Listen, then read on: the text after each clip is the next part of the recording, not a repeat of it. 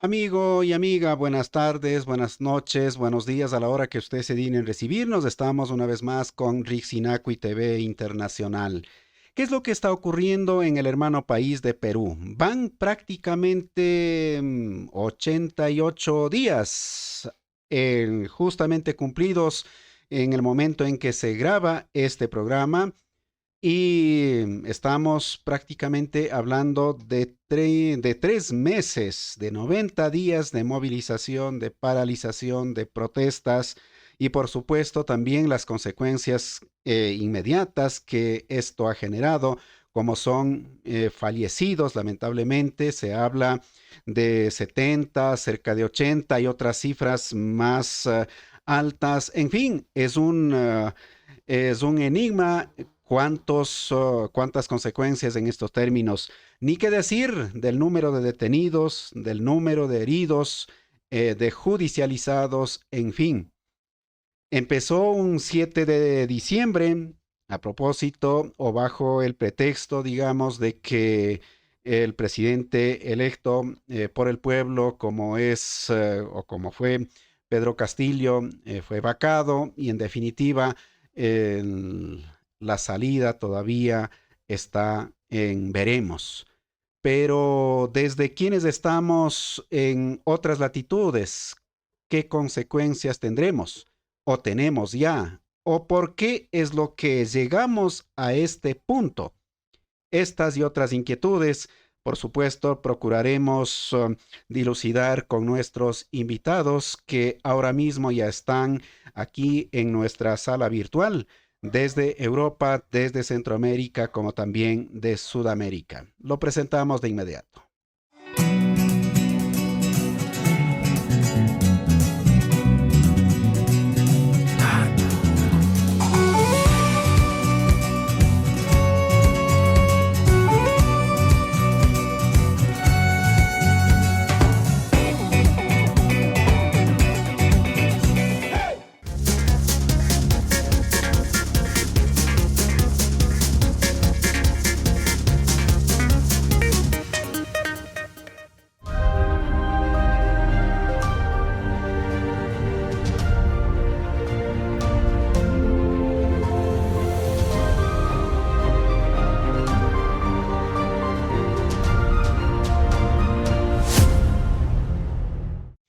Mientras el poder o los poderes en los diferentes estados, en las diferentes circunstancias, tienen también sus medios que les permiten sostener. Desde los pueblos, en cambio, hemos ido tejiendo también nuestras propias redes para que en alguna medida pudiéramos decir la otra verdad. Y precisamente en esa búsqueda nos acompaña a esta hora Aníbal Garzón. Él es académico justamente desde Europa, con estudios internacionales, con estudios en cooperación y desarrollo, como también integración regional, periodismo y comunicación digital, observador electoral y una trayectoria sumamente muy interesante, y quisiéramos aprovechar al máximo en estos breves minutos. Nos acompaña también Jorge Ramírez. Él es del colectivo de lucha y resistencia de Guatemala, esto es en Centroamérica, que nos acompaña precisamente en este instante. Y nos acompaña además Luis Montaluisa. Él es quichua académico, primer dirigente de educación de la Confederación de Nacionalidades Indígenas del Ecuador, allá por los hace 35 años y algo más atrás. Amigos y amigas, así empezamos con este importante diálogo y claro, con un pedido especial a nuestros invitados para que por favor nos mantengamos en la medida de lo posible con las cámaras encendidas para que esta pequeñita pantalla no se ponga en aprietos. Y dicho esto, soy José Atupaña, esto es Rixinacuy TV y siempre decimos nosotros, o decimos más bien, nunca más sin nosotros. Con el mayor cariño, con el mayor afecto, recibimos en la primera intervención a Jorge Ramírez.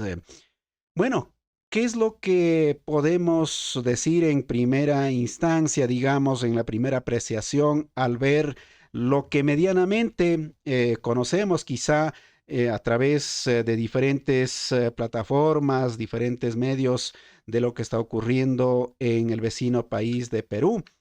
Y desde el contexto de Centroamérica, desde el contexto de Guatemala, donde inclusive hace pocos días la Corte Constitucional de este país le pararon, como decimos por acá, le pararon en seco al binomio Telma Jordán, un binomio que se perfilaba, al menos según las encuestas de boca a boca, se volvía cada vez imparable.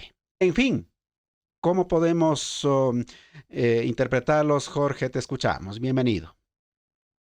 Bueno, muchas gracias por la invitación del programa. También saludos ahí a los compañeros que también nos acompañan el día de hoy. Y bueno, un saludo acá desde Guatemala. Enviamos hoy un Día Internacional de la Mujer. Se está celebrando en todo el mundo las luchas que también de estos sectores hay marchas en diferentes lugares, marchas de protesta, de resistencia, desde las mujeres que se están poniendo al frente. Y justamente por lo que decías, Guatemala estamos viviendo un proceso cada vez más convulso. Efectivamente es un año electoral y siempre se caracteriza porque se polarice por la imposición de esta forma de generar, digamos, esta democracia, supuesta democracia, ¿verdad?, para el país y lleva a diferentes procesos en diferentes lugares del país. Y justamente en este año, por la forma del sistema que tiene Guatemala, eh, eh, se ha ido generando cada vez más una dispersión y la derecha tiene controlado todo el sistema electoral y a través del Tribunal Supremo Electoral ha generado sus propias formas, sus propias leyes y esto lo patentiza el que justamente ahorita estamos por ver que van a participar o se tiene pensado que participen supuestamente más de 30 partidos. Esto es una dispersión y una forma de creer que existe esa democracia y sin embargo pues muchos, el pueblo y muchas organizaciones sociales y políticas han tomado esto como reto, porque uno de los fundamentos principales que hemos visto es que para poder llegar, digamos, a hacer las transformaciones sociales, se necesita, digamos, del control de ese estado que, pues nosotros, eso, hay mucho tela que cortar con eso y creo que podemos abundar mucho bien en este programa y entonces varias organizaciones sociales han tomado como la vía, no como la única vía. Y eso es un ejemplo del tema que nos trae a colación, como es el tema del Perú, y organizaciones indígenas, sociales y populares en Guatemala han enrumbado, digamos, esta forma de lucha a nivel también del proceso electoral. Y es así como como vemos, como lo decías, cómo la Corte de Constitucionalidad ha negado la participación de uno de los partidos en donde va Tel Maldana y Jordán Rodas, una propuesta representativa de sectores sociales, de sectores indígenas, campesinas a nivel nacional, que efectivamente están disputando el poder y que tienen una gran fuerza y presencia a nivel nacional. Y esto lo que indica es el miedo que tienen justamente. Y aquí hay un vínculo con el tema del Perú, porque efectivamente las derechas y las burguesías y las oligarquías de nuestros países van teniendo, digamos, como referentes algunos gobiernos como el de Bolivia, el de Ecuador y efectivamente el de Perú. Entonces se adelantan y tratan de bloquear, digamos, esa participación, en este caso en nuestro país, y ven como riesgo, como peligro su proyecto de oligarca de poder, como propuestas como la de Telma y de Jordán. Entonces, esto es un desafío que tenemos aquí en Guatemala que considero que está vinculado y podemos ir profundizando más sobre esto en el programa. Y me quedaría aquí para poder también tener los otros puntos de vista y que podamos ir profundizando poco a poco. Gracias, José. Gracias, Jorge Ramírez, desde Centroamérica, desde Guatemala precisamente. Nos vamos a traspasar ahora otras distancias, nos vamos hacia Europa y recibir a Aníbal Garzón. Aníbal, esta situación que está viviendo el hermano país de Perú es solamente a raíz de que vacaron a Pedro Castillo o qué otros intereses son los que no se visibilizan. ¿Qué es lo que se juega? ¿Están solamente vinculados, involucrados quienes están adentro de Perú, quizá fuerzas políticas, económicas o qué intereses? ¿O cómo se teje? ¿Dónde encontramos los tentáculos adicionales? Aníbal, bienvenido.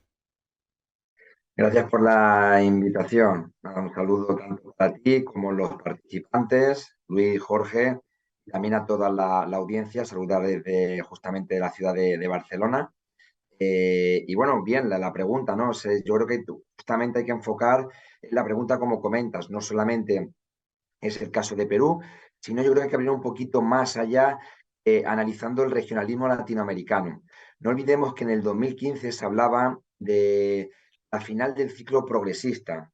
Habían dado diferentes sucesos, añadieron un bloqueo muy fuerte y sanciones a Venezuela 2014-2015, había conflicto interno.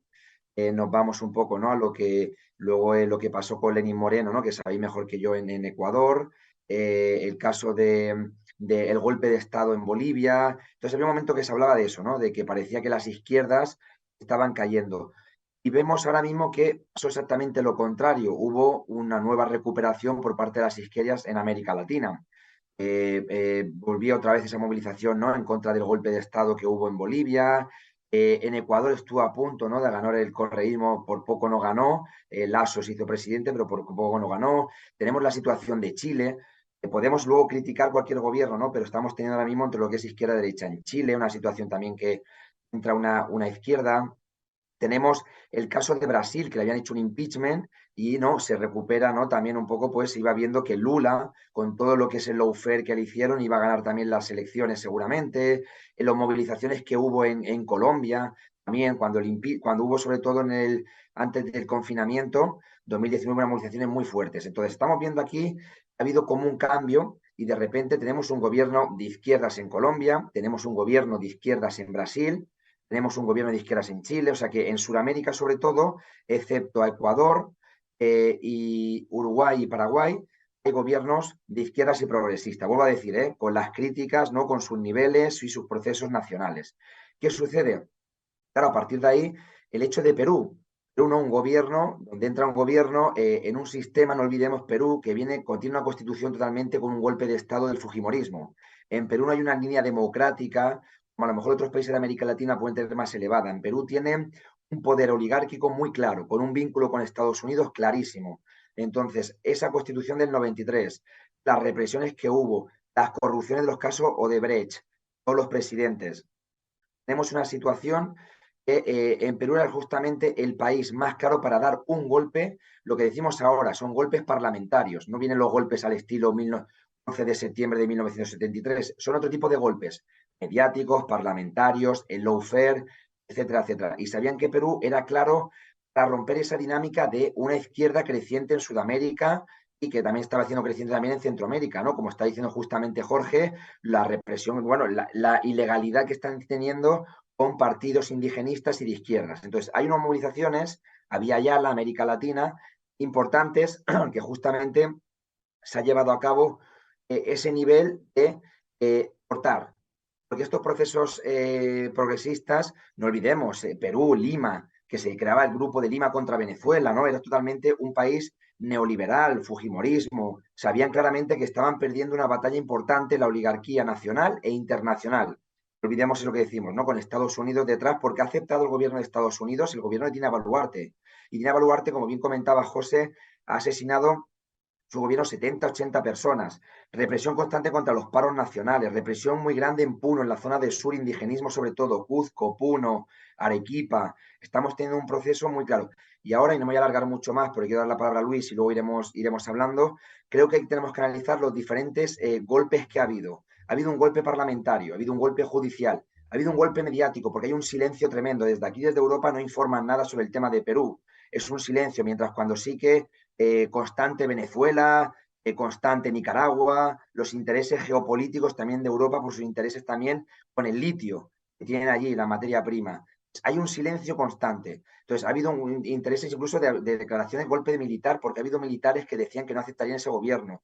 Ha habido que el Fujimorismo no aceptó nunca la derrota electoral. Por lo tanto, hay niveles multidimensionales de golpes que han intentado en Perú para limitar, vuelvo a decir, ya finalizo, tanto el tema de Perú como no olvidemos el tema de la integración latinoamericana, algo que duele mucho a Occidente, Europa y Estados Unidos, contra la CELAC, contra UNASUR, contra el ALBA, contra el Mercosur. Y eso es importante también tenerlo en cuenta en las estrategias que está llevando la oligarquía tanto nacional con el imperialismo norteamericano y los intereses también de Europa.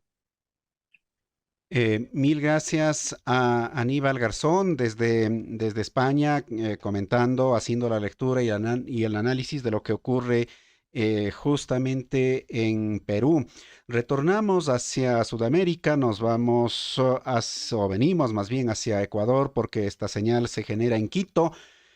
Luis Montaluisa, bueno, haré el que digamos, me ubicaré desde el otro sector social, histórico, desde los pueblos indígenas. Perú es una población, digamos, o un país con una población ampliamente indígena.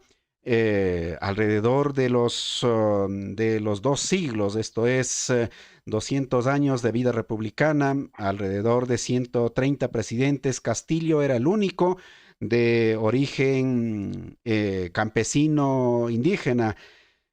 ¿Qué podemos decir? ¿Qué podemos mirar y que llegue a este tipo de consecuencias? Porque según dicen los voceros, desde los sectores organizados, los sectores movilizados, es que en definitiva lo de Castillo no era sino tan solo la última gota que derramó el vaso. ¿Cómo interpretarlo, Luis? Bienvenido. Mm, Gracias, José, y un saludo a los colegas que están pues, en este panel. Eh, Quizás para comenzar vería que hay, para ver lo del Perú, tomar en cuenta un poco el contexto histórico y también el contexto socio político de estos últimos años. Históricamente, como ha señalado José, el Perú tiene una población altamente, diríamos, compuesta por población indígena. Eh, pero hay una dificultad y es que la población indígena del Perú no tiene una organización indígena con carácter nacional, diríamos, ¿no? Porque más están organizados dentro de organizaciones campesinas que existen, ¿no?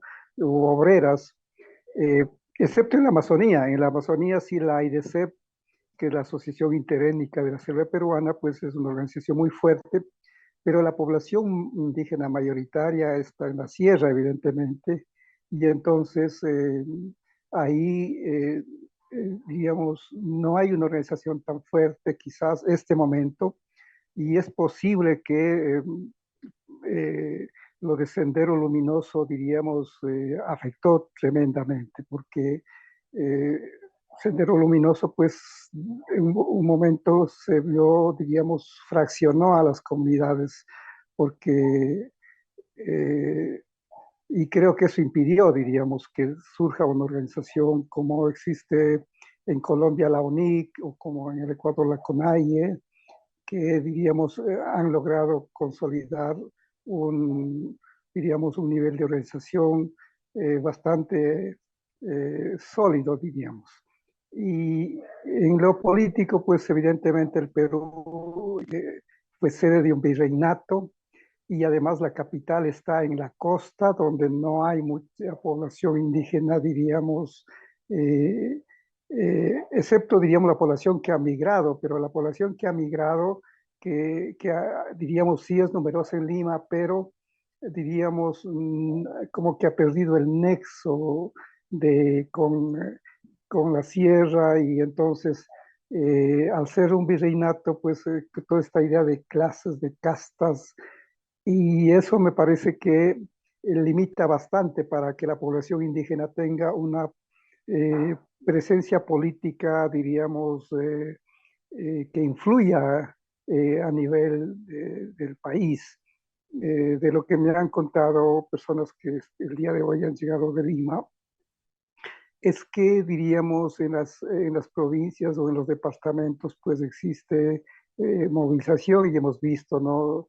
Las grandes movilizaciones y los asesinatos y todo. Pero en Lima al parecer no es tan fuerte.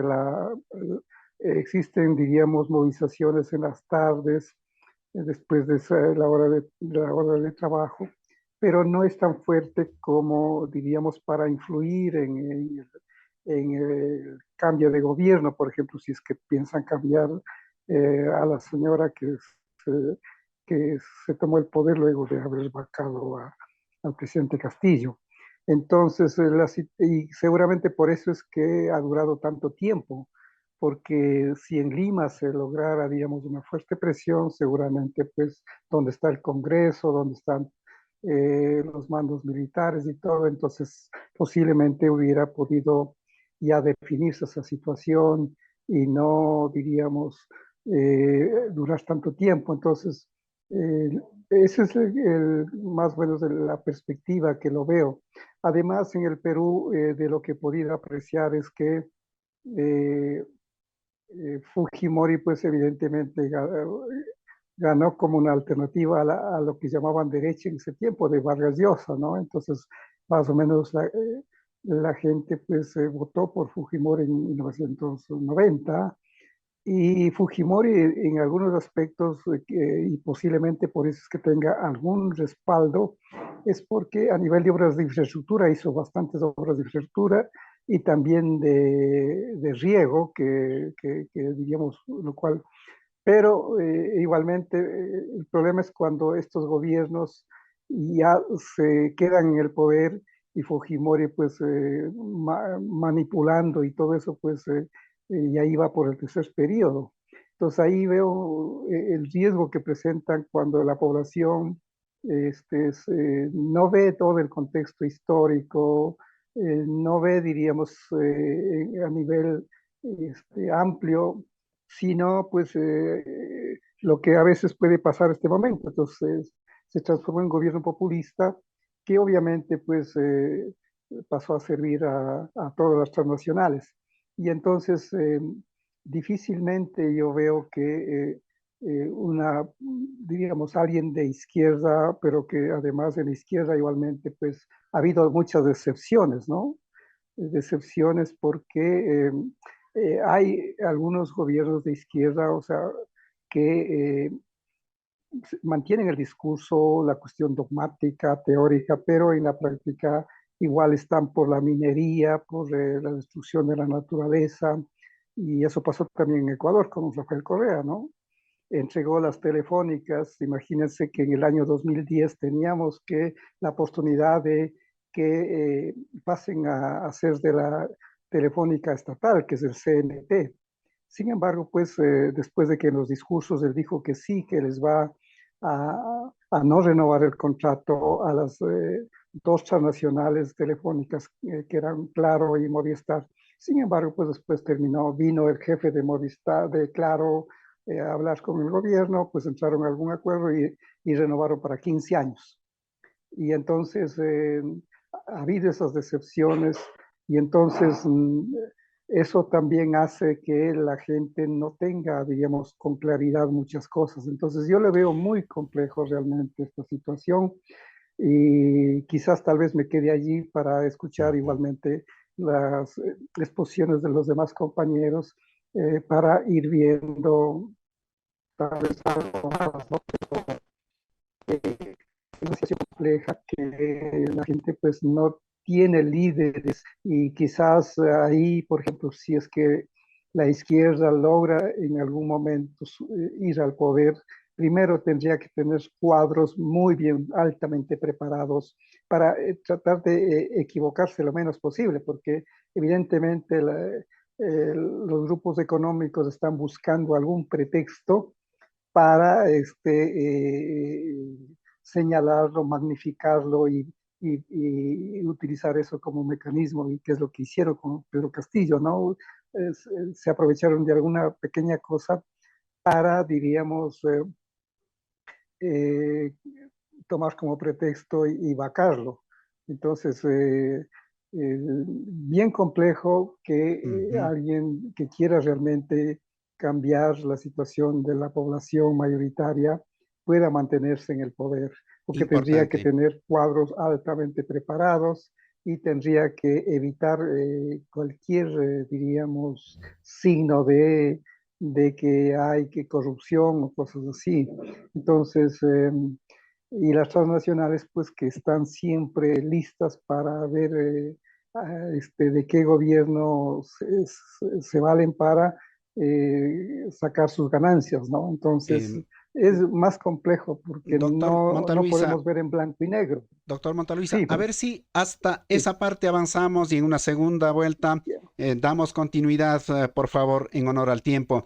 Vamos ya. a una brevísima pausa y de inmediato volvemos en este diálogo que lo hemos titulado Protestas en Perú y consecuencias geopolíticas.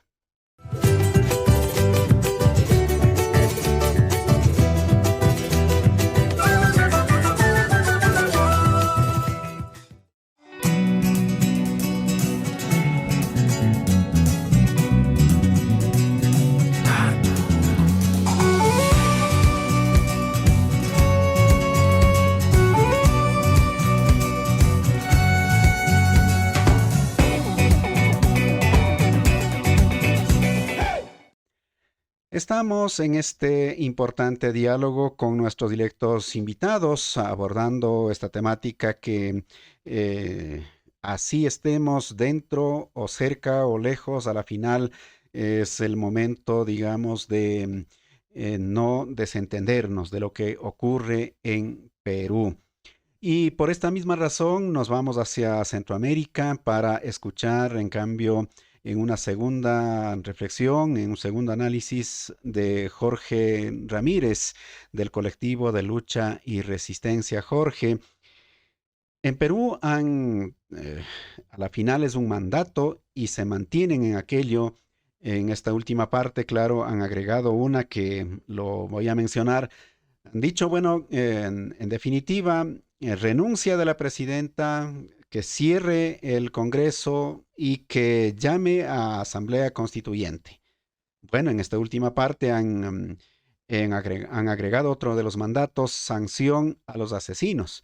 En fin, ¿por qué es lo que llegan hasta este punto dentro de su mirada? ¿Qué es lo que ocurre en nuestros países latinoamericanos o con el tipo de gobiernos que se mantienen, con el tipo de visiones de Estado, las formas de gobernar, la forma de administrar, si se quiere, el bien público o lo que también Luis Montaluisa en instantes decía de los recursos que la Madre Tierra por su bondad lo tiene, pero a la final no son aprovechados tal vez ni siquiera por los connacionales. No se sabe dónde terminan esos recursos. En fin, ¿qué es lo que podemos agregar, Jorge? Te escuchamos. Bueno, sí, sobre esto, nosotros en el colectivo de lucha y resistencia tenemos una escuela de formación política y hacemos análisis con los compañeros. Y lo primero que nosotros decimos es que nuestros países, en el Abya Yala, eh, tenemos países que son, lo decimos como las tres opresiones que envuelven el sistema para poder desarraigar y comprender bien. Uno es un sistema capitalista, neoliberal, ¿verdad? En donde hay una acumulación de riquezas, una forma de acumulación de riquezas de las oligarquías que se han inquistado y que han ido evolucionando a partir del otro sistema, que lo vemos que es el sistema colonial, colonial desde hace más de 500 años, pero no solamente colonial europeo, sino también colonial imperialista, ¿verdad? Es decir, de esa forma de concebir una cultura hegemónica para poder dominar. Y la otra es un sistema patriarcal. Nosotros eh, vemos que, digamos que está enraizado, y esa es la característica de todos nuestros gobiernos y del propio sistema del Estado. Entonces, ese Estado que efectivamente juega un papel como un instrumento para poder mantener estas formas.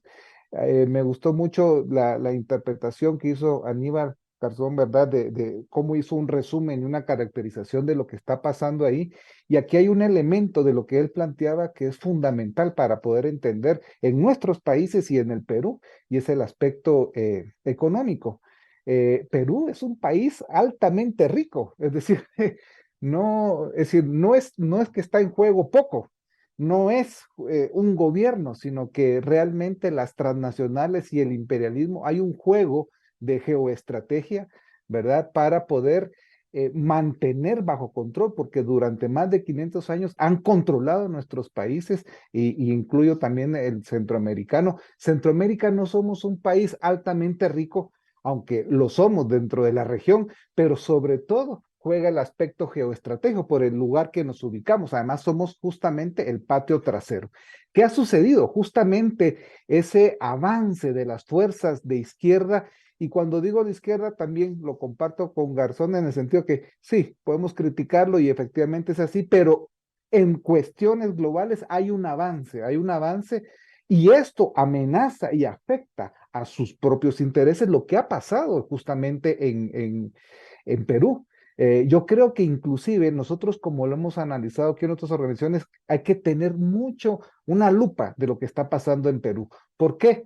porque nosotros lo que vemos después de ese análisis que hizo Aníbal, que venían avanzando, avanzando, avanzando, Perú es como un alto a ese proceso de avance.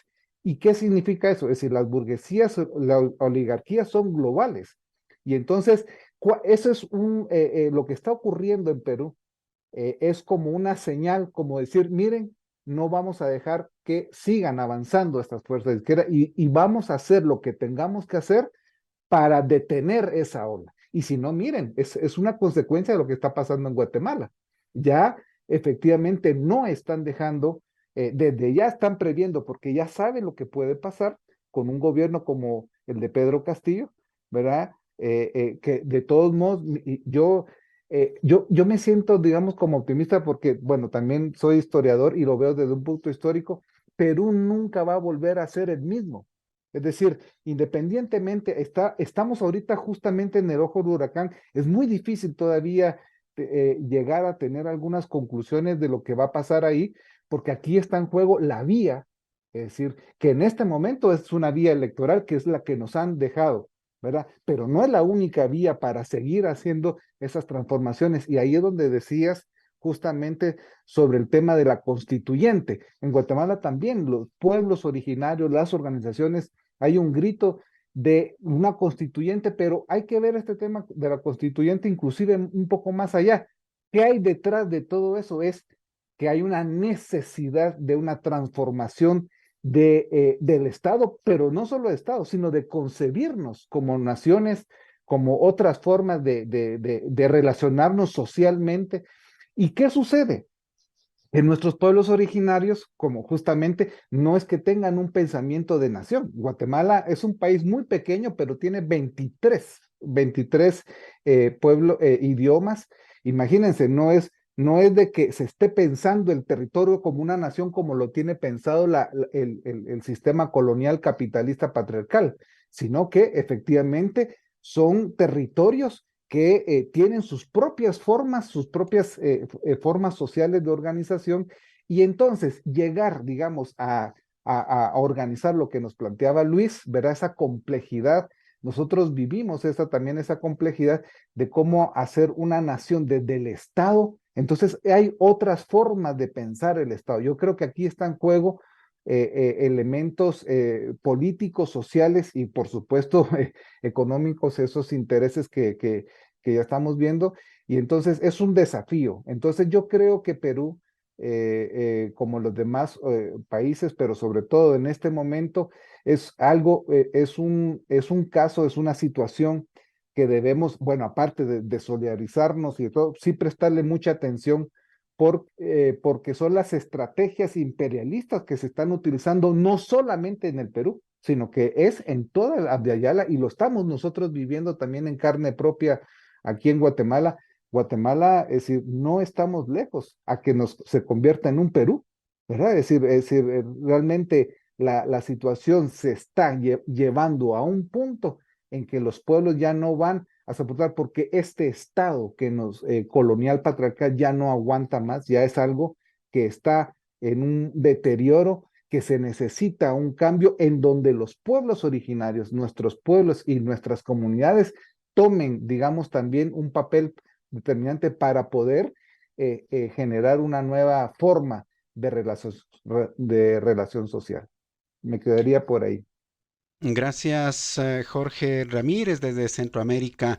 Lo propio, vamos hacia Europa para escuchar en esta siguiente reflexión a Aníbal Garzón.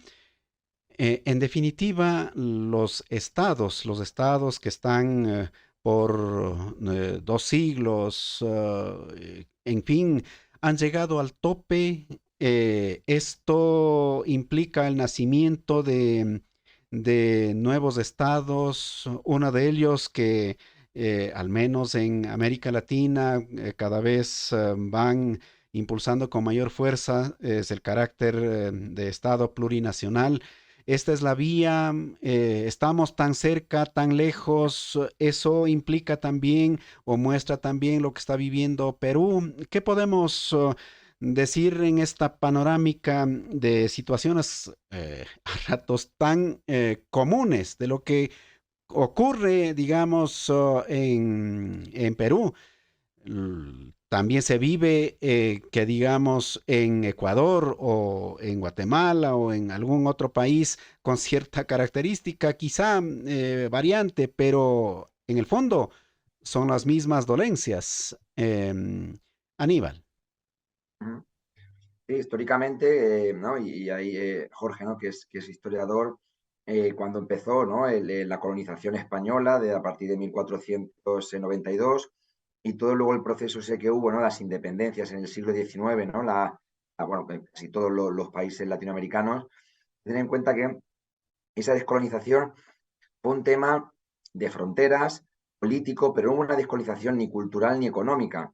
Seguían siendo esa colonia y además entraron Estados Unidos, ¿no? Ya la pérdida de esa hegemonía, ¿no? Por parte de España, sobre todo en 1898, con la pérdida de las colonias de Cuba, Puerto Rico y Filipinas, eh, entra Estados Unidos con la doctrina Monroe, el corolario Roosevelt, claramente América Latina, y como decía Jorge, patio trasero, es nuestro patio trasero y podemos hacer las injerencias que queramos. Y analizando todo lo que es el siglo XX, han tenido injerencias constantes, sobre todo a partir de la Segunda Guerra Mundial, iniciando, podríamos decir, la que hubo justamente en Guatemala contra Jacob Arbenz. Esa fue el inicio, sobre todo, ¿no? Con esa hegemonía del imperialismo norteamericano, a partir de la Segunda Guerra Mundial, que ya Europa queda más desprestigiada en el sistema mundo y empieza, ¿no? Ese mundo bipolar entre la Unión Soviética y Estados Unidos. Hago un poquito esa introducción porque es importante que América Latina no ha sido independiente en el siglo XIX. Ha tenido, ¿no? Economías dolarizadas, injerencia militar, poblaciones, ¿no? Indígenas totalmente excluidas por las oligarquías que muchas veces son los blanquitos que se sienten europeos y excluyen a una población histórica, ¿no? Y eso ha pasado. ¿Qué sucede con esos procesos? Claro, América Latina empezaron ahí, ¿no? A haber algunos procesos de la segunda independencia. Se habló sobre todo, ¿no? Con la llegada de Chávez, de Hugo Chávez, Evo Morales, se habló en algunos eventos, el ALBA, se hablaba en algunos eventos internacionales de Abya Yala, de hacer ese segundo proceso de independencia, porque no lo había tenido, al igual que África y al igual que muchos países de Asia, no quiere decir que solamente sea América Latina. Hay un proceso que muchos países han independizado, sobre todo en África, años 60 y 70, y se ve esa dependencia histórica del centro-periferia. No olvidemos los teóricos de dependencia, Wendell Franz, Samir Amin, que ya lo explican en los años 60. América Latina no es independiente, sobre todo en una economía muy dolarizada y militarizada, ¿no? Y además cultural, donde constantemente esos valores occidentales, desde la comida, desde el cine, todos los procesos, ¿no? Son los que valen y no valen los autóctonos. Los indígenas no valen, están excluidos y tienen que ser los occidentales. Eso es importante. ¿Qué quiero decir con esto? América Latina, sobre todo, podríamos decir, en un momento que se hablaba de la hegemonía norteamericana, digo a partir del muro de Berlín, de la caída del muro de Berlín, la hegemonía norteamericana, el mundo unipolar, que ya controlaban el mundo, ¿no? Principalmente. Claro, salen algunas alternativas y con ello empezó sobre todo el EZLN en México, los zapatistas, sobre todo el movimiento de antiglobalización, Chávez, ¿no? Con el proceso constituyente en Venezuela, que podemos decir, criticar cosas, pero fue una asamblea constituyente interesante, al igual que el caso de Bolivia. Entonces, y al igual que el caso de Ecuador, con sus procesos, conocéis mejor Ecuador que yo, entonces estaban ahí. ¿Qué sucede con estos temas de asamblea constituyente? Claro, mientras se creaban, no olvidemos también que no era aquello de decir es democracia y podemos hacer lo que queramos, no olvidemos los intentos, golpes de Estado que hubo en América Latina. Empezamos por Venezuela en el 2002, el golpe de Estado el primero contra Bolivia en el 2008, aquel golpe que se dice, ¿no? Que, bueno, que sabéis mejor, por rebelión o golpe y tal que hubo y tal, con algunos intereses aceptados por Occidente en Ecuador 2010, el golpe que hubo en el 2009 en Honduras, contra Zelaya, cuando había un proceso constituyente, que el pueblo iba a votar si lo quería o no. El golpe ahora mismo que ha habido de otras maneras, como en Bolivia por segunda vez 2019, o el impeachment en Brasil. No son golpes al estilo 11 de septiembre del 73, ¿no? De que van los aviones y bombardean la moneda contra Allende, son otro tipo de golpes porque están en contra de ese proceso de descolonización y la segunda independencia de América Latina. Porque América Latina ya no es el tema de que las comunidades indígenas puedan ser vanguardia, que las comunidades indígenas puedan tener sus tierras, que pueda haber soberanía alimentaria, que puedan ellos decidir con su vía y puedan decidir a nivel ambiental todos los procesos participativos desde abajo. Y eso no le gusta ni al imperialismo norteamericano, ni a Europa, ni a la oligarquía nacional. es un pacto entre oligarquía nacional que en ese momento han creado sus estados del siglo XIX a la orden de Estados Unidos y de Europa y no le interesan. Y ellos van a utilizar todo tipo de mecanismos para reprimir eso. Lo que pasa que vemos ahí que muchas veces nos dicen, ¿no?, hegemónica, de manera demagógica, democracia, derechos humanos, y están viéndose constantemente. ¿Cuántas muertes ha habido en Colombia? ¿Cuántas muertes en Perú? ¿Cuántas muertes hubo en el golpe de Estado contra Evo Morales, ¿no?, en Bolivia? Estamos hablando de actualidad constante y parece que las muertes en América Latina no hay que darles importancia en Occidente. Ya acabo, ¿no?, para darle también a Luis para hablar.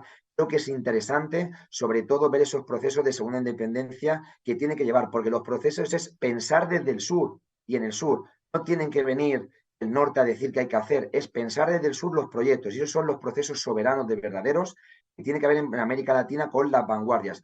¿Por qué resistió? Y lo último ya, Bolivia hizo referente sobre todo y pudo resistir a un intento de golpe de Estado, claro, porque se hizo un trabajo, yo estoy viviendo en Bolivia 3 años, se hizo un trabajo, y con sus críticas como todo, muy evidente de la diferencia que decía Luis, que faltaba una organización indígena nacional en Perú. En Bolivia estaba muy creado y la gente salía y protestaba constantemente, ¿no?, por sus derechos y tal. Y había una comunidad indígena, comunidades 36 en Bolivia, muy claras, que apoyaron una asamblea constituyente y apoyaron sobre todo asambleas propias indigenistas. Y eso es lo que hizo al final que no pudo resistir la derecha oligárquica al golpe de Estado, porque esa movilización fue sobre todo madurez y empoderamiento, conciencia tanto de clase como el indigenismo. Yo creo que es importante sobre todo llevarlo a cabo para tener esa segunda independencia que comentábamos. Gracias, Aníbal, por ese complemento importante de poder entender lo que está ocurriendo en América Latina y particularmente lo que vive Perú. Vamos con Luis Montaluisa desde Ecuador.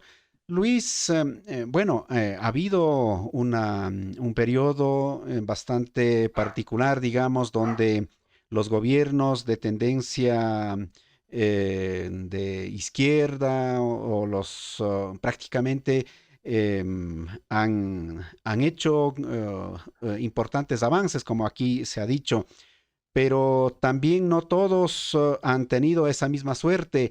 O quizá esto, ¿cómo lo podemos entender desde la experiencia de Perú? Tú decías que no hay una organización obviamente fuerte como la CONAIE, por ejemplo, en Ecuador, en Perú.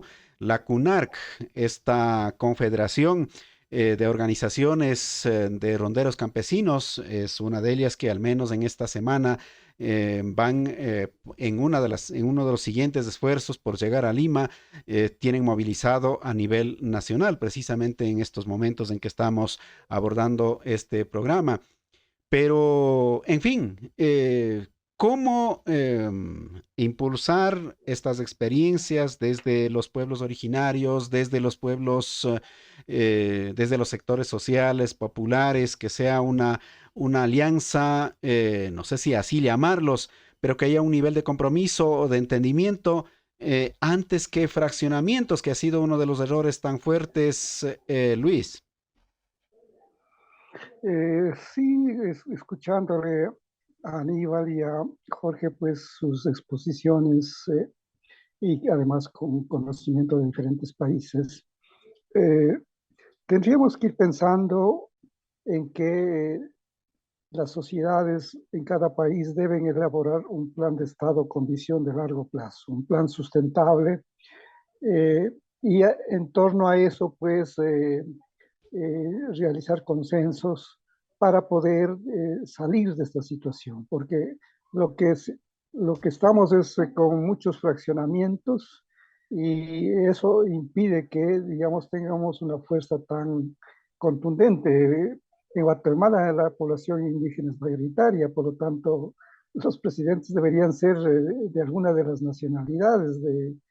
En Bolivia también hace años era así, o sea, población mayoritaria, pero bueno, hace 30 años decíamos en Bolivia debería haber un presidente indígena, pero eso ya se llegó y creo que si es que se llega a un consenso, pues en torno a algún plan de Estado mayoritario, con apoyo de los diferentes sectores de la sociedad, en donde pues este plan tiene que ser por un lado sustentable para no afectar los recursos eh, de la naturaleza, y además que saber qué es lo que se va a hacer, porque de lo que he visto este momento es que en los países nos falta contar un plan de Estado consensuado. Y claro, cuando se alcanza el poder, entonces ese momento tratan de elaborar algo y eso a veces se deriva en un populismo. Y claro, los poderosos se aprovechan de eso porque ellos tienen experiencia en cómo dividir a la gente y cómo eh, poner alguna migaja por ahí para que la gente esté contenta y tranquila y no aspire a un cambio importante que es lo que hace falta, o sea, para que sea este, un plan de Estado sustentable con visión de largo plazo, después de 30, 40 años, y que además tenga el apoyo de la mayor parte de la población. Este momento pues es muy fácil con una oferta pues demagógica de muy corto plazo, pues logran manipular a la población y entonces eso está impidiendo el que apuntemos a, diríamos, a un cambio importante, un cambio de forma de ver, diríamos, frente a la naturaleza y también en cuanto a lo social o a lo económico. A veces necesitamos de eso y la academia y la educación podrían contribuir en esto, ¿no? Para que, como han señalado Aníbal y Jorge, pues que tengamos conciencia, ¿no? Conciencia, han dicho conciencia de nacionalidades y también conciencia de grupos que estamos bajo la dominación de estos pequeños grupos de poder que se consolidados de la colonia y que luego pues han pasado con distintos membretes, ¿no? Que un momento decían que son de conservadores, de otro momento que son liberales, utilizaron un momento la religión, otro momento pues el populismo, y entonces tendríamos que ir analizando para ver propuestas para ver cómo salir de esta situación. Gracias, estimado Luis. Vamos llegando a la parte final luego de esta brevísima pausa y a lo que retornemos la inquietud para los tres participantes, amigos nuestros que nos acompañan aquí en esta pantalla, será pues bueno, a la final, ¿qué salida se espera a Perú? ¿Será que nos quedamos frustrados así estemos dentro de Perú, fuera de Perú? En fin, ¿qué es lo que nos espera? Serán parte de las reflexiones de manera breve. Volvemos en instantes.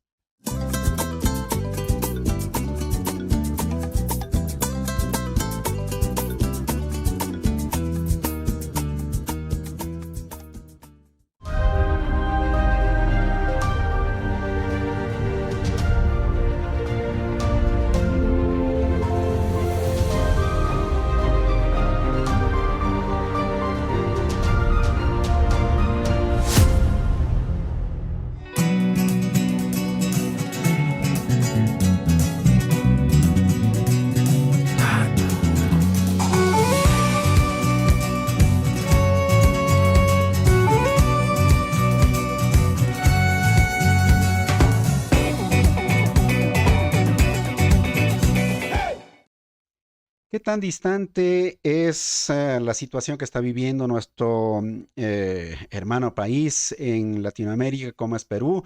¿Qué implicaciones tienen para el resto de la población del mundo dentro de esta convivencia humana prácticamente? Ahora, ¿qué esperar prácticamente de los acontecimientos que ya llevan 3 meses y según parece no es que la salida está medio a la puerta?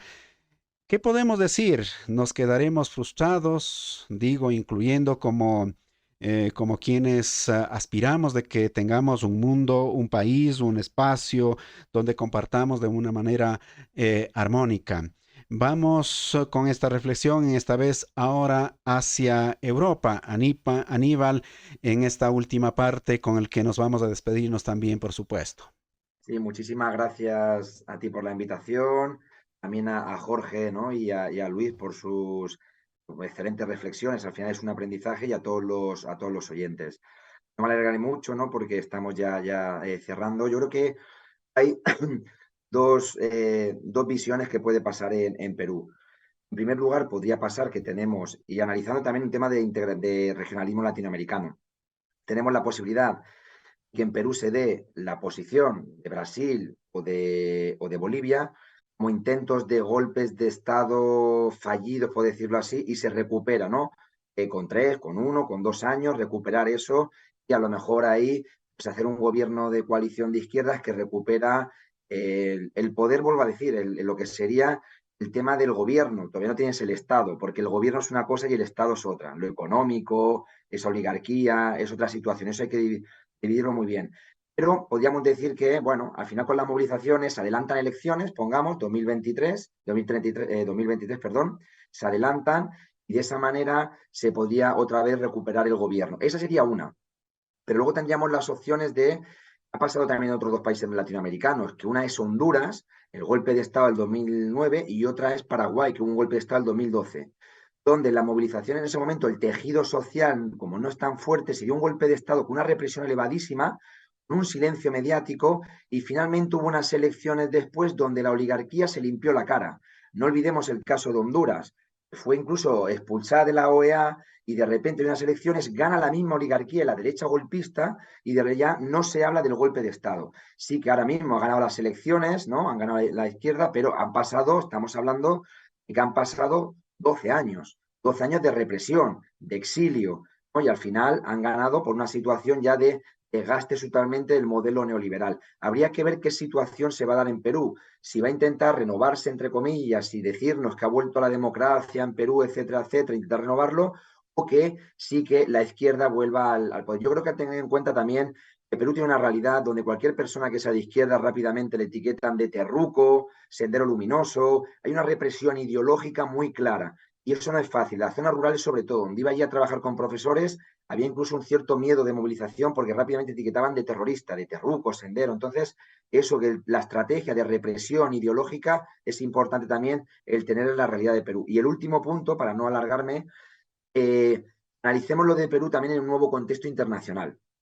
Lo de Perú, un país con materia prima donde se ha vuelto a crear esa guerra fría, sobre todo hace un año, con el tema de Ucrania, donde ha habido una implementación de la OTAN importante, donde hay un 2% de presupuesto en los países de la OTAN, donde se ha perdido incluso, se ha creado como un nuevo muro de Berlín, podríamos decir que se ha creado. Estamos en un mundo creciente multipolar. Y entonces lo que no va a querer hacer Estados Unidos, que es que ni China, ni Rusia, ni BRICS, que es Brasil, Rusia, India, China, Sudáfrica, intenten entrar en su patio trasero. ¿Qué va a pasar con eso? Que cada vez va a ser mucho más fuerte la injerencia por parte del norte, porque no quiere que su patio trasero lo toquen otros países y además estamos en una situación de conflicto internacional importante. Nada con Rusia, nada con China, cuando China además es un país que tiene comercio con Perú, porque son miembros de la PEC y en el Pacífico tiene una relación importante del tema del comercio. Pero van a intentar sobre todo eso. Yo creo que es un punto que tendríamos que dejarlo ahí. También la geoestrategia, ¿no? Y la geopolítica internacional va a haber también en juego y la disputa en esta situación nueva del contexto internacional a partir del conflicto de Ucrania. Muchísimas gracias, Aníbal Perdona, y gracias Garzón, ahí por la desde invitación. España Un en abrazo esta fuerte. reflexión. Retornamos ahora a Ecuador. Luis Montaluisa, a ver si nos ayuda activando su cámara para luego finalizar, en cambio, en Centroamérica. Luis, en definitiva, en el caso ecuatoriano, es también un denominador común la forma de criminalizar, así como acaba de manifestar Aníbal, a todos quienes son disidentes, bueno, pues lo tildan de cualquier cosa, lo deslegitiman. Y si no logran por esa vía, pues se inventan o interponen ahí los determinados juicios interminables y a la final así lo han ido eh, corchando, podríamos decir, obstaculizando o bajando el nivel de intensidad de su accionar político. En el caso de Ecuador, por ejemplo, al presidente de la CONAIE, según su propia versión, bueno, le han judicializado de muchísimos, muchísimos casos o cargos. Decía, ya vamos por 20 y vamos a tener que seguir luchando. ¿Cómo en estas condiciones hay una esperanza de los sectores populares, de los sectores organizados? ¿Hay una esperanza de que la madre tierra no sufra tanto porque el extractivismo prácticamente acaba? ¿No haya un nivel de violencia de tal naturaleza porque a la final son familias enteras, son generaciones que quedan resquebrajados, afectados, en fin? Y pudiéramos hacer una larga lista, Luis. Y me parece que en el caso del Perú, si es que logran que se instale una nueva constituyente, pues toda esta lucha que están llevando sería algo importante. Y luego el asunto sería cómo van a ser las próximas elecciones. Si es que este año pues se logra la constituyente, eh, creo que habría sido, diríamos, un punto positivo de esta lucha que están llevando y ahí necesitarían eh, nuevamente poner algún candidato que pueda, diríamos, aglutinar para que no vuelvan los Fujimori, no vuelvan los de la derecha, y para que ganen las elecciones y entonces pues se podría restablecer, diríamos, eh, no más que la democracia, diríamos, sería asumir la conducción del país eh, por parte de un gobierno que represente a las mayorías y que sobre todo lleve adelante un plan de Estado sustentable, sostenible, y se evite que sigan dominando las transnacionales a través de los grupos tradicionales que de la colonización, que me parece que se podría o se aspiraría, diríamos, para el Perú. Gracias, estimado Luis. Nos vamos hacia Centroamérica. A la final, ¿qué vamos a esperar? En el caso de Chile, con Boric, hubo un apoyo de un sector importante de la población, de los pueblos originarios de allí, pero a la semana siguiente encontró, digamos, una vez ya posesionado, ¿no? Encontró los territorios militarizados. Entonces dijeron, bueno, ¿qué hemos hecho? Decían los hermanos Mapuche. En el caso de Colombia, claro, no es el mismo nivel, pero decían, bueno, ya hablamos con Petro, pero tenemos claras las cosas. Petro que haga su trabajo, pero nosotros tenemos todavía una larga lucha que caminar. En estas condiciones, ¿será de caminar con un ojo abierto, otro ojo cerrado, o dormir con un ojo abierto, otro ojo cerrado? Es lo que dicen los abuelos. ¿Qué es lo que nos deja alertados lo que vive Perú? ¿Qué enseñanzas nos deja ya días luego, independientemente del desenlace que tenga, ojalá muy pronto y ojalá en términos muy favorables para que la población en definitiva no sufra y a la final llegue nuevamente a un cauce mucho más armónico y mucho más proyectivo, digamos? Jorge, desde Centroamérica. Bueno, sí, bueno, bien complejo y aportando, quiero decir que parto de que estoy completamente de acuerdo de lo que planteaban mis antecesores, pero quería comentar otros elementos, digamos, desde la parte, también desde la subjetividad. Y yo creo que incluso aquí ya animaríamos a llamar no desde el Perú, sino del Abya Yala, ¿verdad? Perú es algo constituido desde la colonia, pero yo creo que los pueblos originarios, los pueblos comunitarios, los pueblos nos siguen dando muchas lecciones y que los procesos no solo van más allá de aspectos como concretos, sino que también son procesos históricos que son de aspectos de acumulación. Nosotros acá tenemos una consigna, la consigna del colectivo es la vida es lucha y se lucha siempre, y yo creo que es algo que nos deja muy marcados en ese aspecto.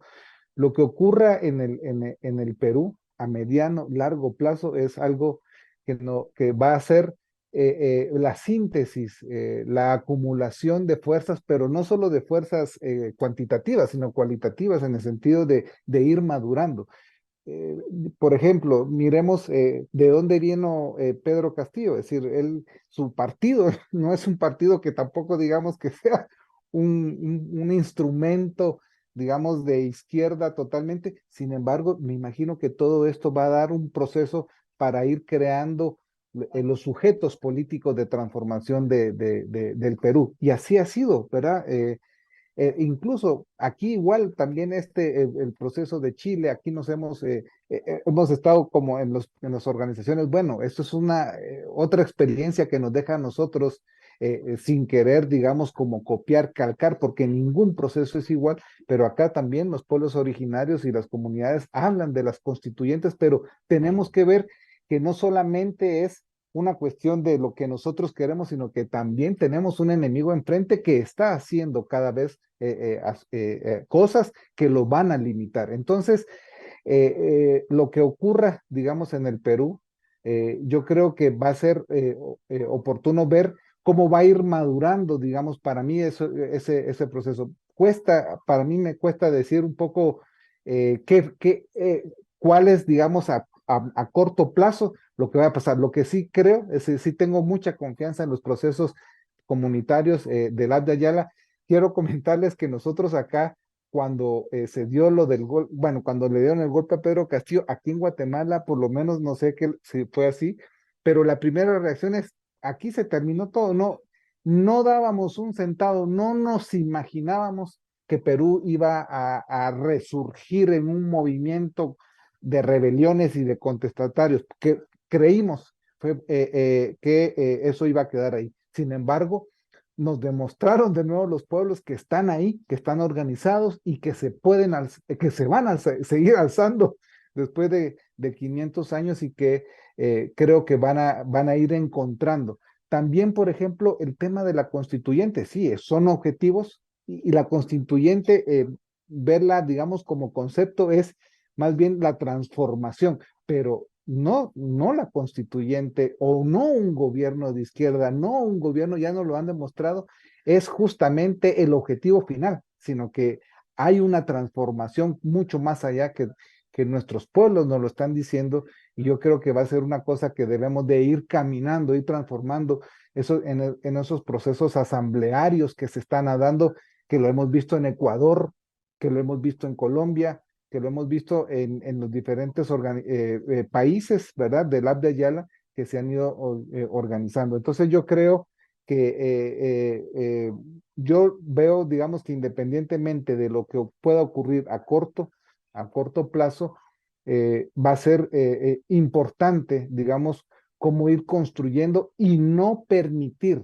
ahora sí, de forma colectiva, ese es un desafío que tenemos como organizaciones de Abya Yala, y en ese sentido, este programa, José, creo que ayuda a ver mediáticamente, pero a entender esta lógica que tú nos estás queriendo decir del Abya Yala en colectivo, que lo que pasa en Perú nos afecta a nosotros. Lo que pase en Ecuador nos afecta a nosotros. Es decir, no es algo ajeno, no es algo que aunque estemos a kilómetros de distancia, es algo que nosotros, sino que nos debemos de sentir parte como parte de ese proyecto. Y yo creo que, y no solo parte, sino comprometidos. Y en ese sentido, lo que hagamos va a poder, digamos, avanzar a estos procesos del Abya Yala. Y entonces yo creo que en ese sentido es un trabajo colectivo y de pueblos que nos va a llevar, digamos, a esta transformación de nuestros países. Y muchas gracias también por haber estado en este espacio y compartir con los compañeros que también he aprendido mucho. Gracias.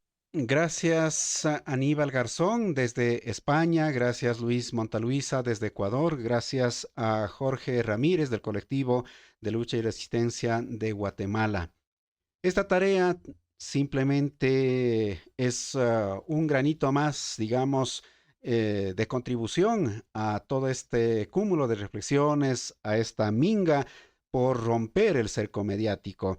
Y a propósito del romper el cerco mediático, este jueves 9, Rixinacui TV va a territorio en Perú. levantaremos en la medida de lo posible, ojalá, de todos los departamentos las voces. Esto en una alianza con medios comunitarios, con medios digitales, con radios locales, con televisoras locales, para escuchar, para que simplemente digan qué está pasando en esta región, qué está pasando en este otro lado, para que no digan, no, son dos, no, son los Aymara, para que no digan, no, es que es el tema del Evo, ha estado enviando a los ponchos rojos, etcétera. En fin, son verdades que han ido colocando la prensa, lamentablemente, allá. Y gracias a los medios y gracias a las comunicadoras y comunicadores, a pesar de la represión y de la judicialización, siguen todavía en pie. Así que una vez más, gracias Aníbal, Luis, Jorge. Ojalá pudiéramos mantener en una siguiente ocasión un encuentro que en esta vez ha sido sumamente esclarecedor. Muchísimas gracias y hasta esa pronta oportunidad. Abrazos. Gracias. Chao.